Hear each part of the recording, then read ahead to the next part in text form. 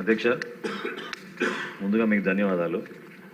Janasena party ఎప్పుడైతే 2023లో ఈ చట్టం ప్రవేశపెట్టారో ఆ రోజు నుంచి కూడా మా పార్టీ అధ్యక్షులు పవన్ కళ్యాణ్ గారు దీన్ని పూర్తిగా వ్యతిరేకిస్తూ క్షేత్రస్థాయిలో ఈ సమాచారం ప్రతి ఒక్కరిని కలుపుకుని ముందుకు తీసుకెళ్లే విధంగా కార్యాచరణ సిద్ధం చేయమన్నప్పుడు చెప్పి రాష్ట్ర వ్యాప్తంగా ఒక అడ్వకేట్స్ సెమినార్ కూడా పెట్టాం అధ్యక్ష మేము మంగళగిరిలో.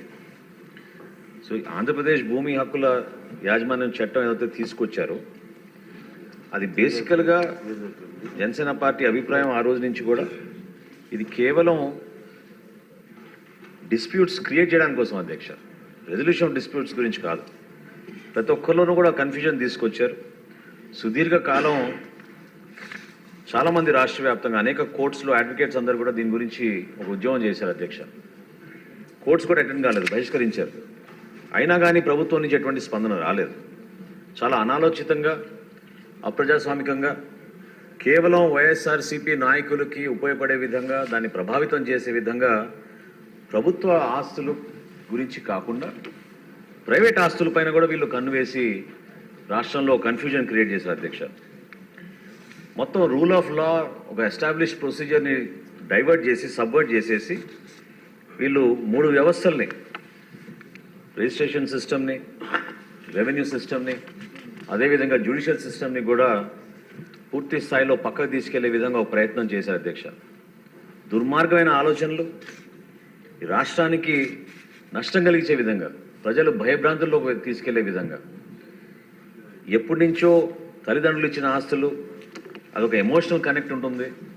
అటువంటి ఆస్తులపైన వీళ్ళు ఈ చట్టం తీసుకొచ్చి చాలామందిని కేవలం భయపెట్టించి వాళ్ళ ఆస్తులు లాక్కోవడం కోసం చేసిన ప్రయత్నాన్ని మేము మనస్ఫూర్తిగా చంద్రబాబు నాయుడు గారిని, మన ప్రభుత్వాన్ని అభినందిస్తున్నాం అధ్యక్ష. ఎందుకంటే ఎలక్షన్లప్పుడు కూడా అనేక సభల్లో గౌరవ ముఖ్యమంత్రి గారు చంద్రబాబు నాయుడు గారు, అదేవిధంగా ఉప ముఖ్యమంత్రి గారు పవన్ కళ్యాణ్ గారు ప్రజలకి హామీ ఇచ్చారు అధ్యక్ష. అధికారంలో రాగానే ఈ చట్టాన్ని మేము ఖచ్చితంగా తిప్పికొడతాం, మీరందరూ కూడా ఎక్కడ భయపడాల్సిన అవసరం లేదు, ఇది ప్రజలకు సంబంధించిన అంశం కాబట్టి తప్పకుండా మేము మీకు నిలబడతామని చెప్పారు అధ్యక్ష. వీళ్ళు చేసిన దుర్మార్గమైన ఆలోచనలు ఇది ఒకటి అధ్యక్ష. టైటిల్ రైట్స్ కూడా వాళ్ళు తీసేసుకుని ఎవరైతే పాపం పెళ్లిళ్ళ సందర్భాల్లోనో ఆస్తుల పంపకాల సందర్భాల్లోనో డిస్ప్యూట్స్ క్రియేట్ చేసి ఆస్తులు తీసుకోవడానికి చేసిన ప్రయత్నాన్ని మేము ఖచ్చితంగా ఖండిస్తున్నాం. దీన్ని అప్పుడు వ్యతిరేకించాం అధ్యక్ష. ఇప్పుడు ప్రభుత్వం చక్కగా ఒక మంచి ఆలోచనతోటి అతి త్వరలో తీసుకొచ్చినందుకు ఈ ఆంధ్రప్రదేశ్ ల్యాండ్ టైటిలింగ్ యాక్ట్ని రిపీల్ చేయడానికి కోసం తీసుకున్న చర్యల్ని మేము జనసేన పార్టీ నుంచి బలపరుస్తున్నాం అధ్యక్ష. గౌరవ సభ్యులు బండారు సత్యనారాయణరావు గారు, జోగేశ్వరరావు గారు, బోడే ప్రసాద్ గారు, అదేవిధంగా కాగిత కృష్ణప్రసాద్ గారు అనుబంధ ప్రశ్నలు, అదేవిధంగా కొన్ని చక్కటి సలహాలు సూచనలు చేశారు అధ్యక్ష. ఎంతో దారుణమైన పరిస్థితి అంటే వ్యవస్థ అధ్యక్ష. గత ప్రభుత్వం ఒక ప్రాఫిట్ మేకింగ్ కార్పొరేషన్ని, మా యాన్యువల్ టర్నోవర్ సుమారు 20,000 కోట్ల రూపాయలు అధ్యక్ష, 39,550 కోట్ల రూపాయలు రుణాలు చేసి గత ప్రభుత్వం రైతుకి ఇబ్బంది పడే విధంగా, రైతుకి ఖచ్చితంగా అవమానపరిచే విధంగా వ్యవహరించారు అధ్యక్ష. ఈ 39,550 కోట్ల రూపాయల్లో కొన్ని స్టాచ్యుటరీ పేమెంట్స్ మేము చేయాల్సి వస్తే ఒక 2,000 కోట్ల రూపాయలు బ్యాంక్ ఆఫ్ బరోడాకి రాగానే ముఖ్యమంత్రి గారి దృష్టికి తీసుకొస్తే దాన్ని ఇమ్మీడియట్గా ప్రభుత్వం నుంచి చెల్లించడం జరిగింది అధ్యక్ష.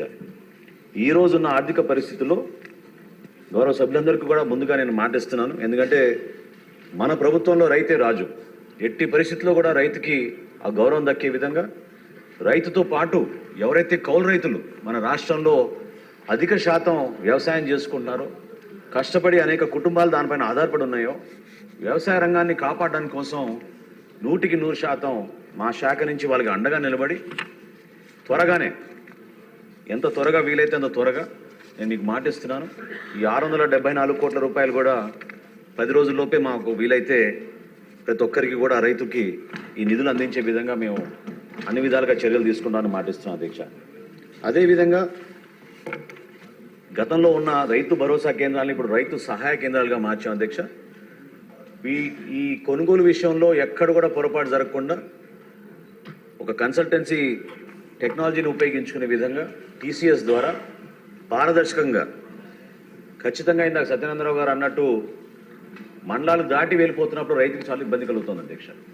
ఆ మార్పు అనేది మీకు ఖరీఫ్ సీజన్ కల్లా 100% ప్రతి రైతు కూడా సంతోషంగా ఉండేటట్టు మేము ఆ చర్యలు తీసుకుంటామని మీకు మాటిస్తున్నాం అధ్యక్ష.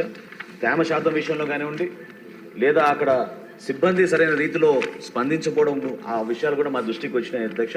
వీటన్నిటిపైన కూడా సమగ్రంగా మేము లోతుగా విచారించి తప్పకుండా నేను ఇందాక అన్నట్టు రైతుకే మేము ప్రాధాన్యత ఇచ్చి రైతు మరొక్కసారి కష్టాల్లో ఉండకూడదనే ఉద్దేశంతో ఎన్ని ఆర్థిక ఇబ్బందులు ఉన్నాయి కూడా మన ప్రభుత్వం కష్టపడి ముందుకెళ్తాం అధ్యక్ష. మొన్న తూర్పుగోదావరి జిల్లాలో కాకినాడలో పర్యటించినప్పుడు కూడా నేను మాటిచ్చాను అధ్యక్ష. చాలామంది కౌలు రైతులు అడిగినప్పుడు మొట్టమొదటిసారి ఒక గుడ్ విల్ జెస్చర్గా మా కార్పొరేషన్ తరఫు నుంచి మేము టార్పాలిన్స్ కూడా మొట్టమొదటిసారి రైతులకి మేము ఉచితంగా సరఫరా చేయడానికి ఒక ట్రయల్ బేసిస్ మీద ప్రారంభిస్తాం. అదేవిధంగా మార్చి 31 లోపు మేము ఒక ఛాలెంజ్గా తీసుకున్నాం అధ్యక్ష.